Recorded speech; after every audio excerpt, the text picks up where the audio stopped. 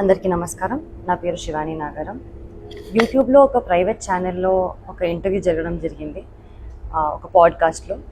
ఆ ఇంటర్వ్యూయర్ నన్ను కొన్ని క్వశ్చన్లు అడిగారు. నార్మల్గా మన సక్సెస్ కానివ్వండి, మన childhood journey or film success గురించి, డివోషనల్ జర్నీ, స్పిరిచువల్ ఎక్స్పీరియన్సెస్ గురించి అడగడం జరిగింది. దాంట్లో నేను నా స్పిరిచువల్ జర్నీ షేర్ చేసుకున్నాను.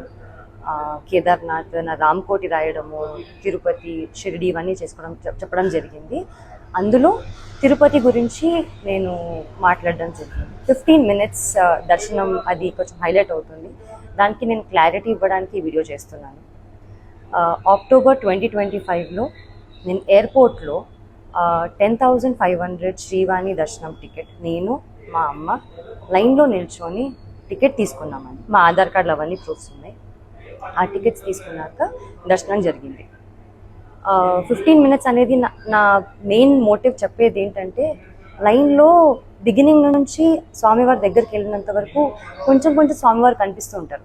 సో అది 15 minutesగా నేను అందాజాగా ఫీల్ అయ్యి నేను 15 minutes అన్నాను తప్ప 15 minutes నన్ను ఎవరు టచ్ చేయలేదు అని కాదు.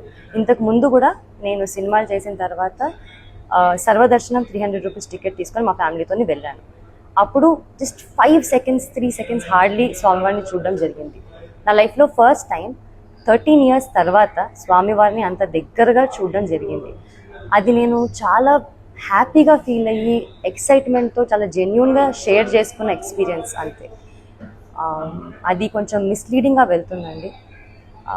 నేనే కాదు, నాకు స్పెషల్ ట్రీట్మెంట్ నేను ఒక్కదానే కాదు, మీలో ఎవ్వరు కూడా ఎప్పుడైనా కానీ శ్రీవాణి దర్శనం టికెట్ తీసుకొని వెళ్తే ఖచ్చితంగా స్వామివారి దర్శనం దగ్గరగా చాలా మంచిగా జరుగుతుంది. మీరు కూడా నేనేం ఎక్స్పీరియన్స్ చేశానో అంతే హ్యాపీగా మీరు ఎక్స్పీరియన్స్ చేస్తారు.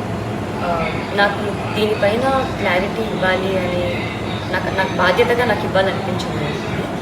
అండ్ ఇది నా ticket. I want to give clarity on this. Thank you.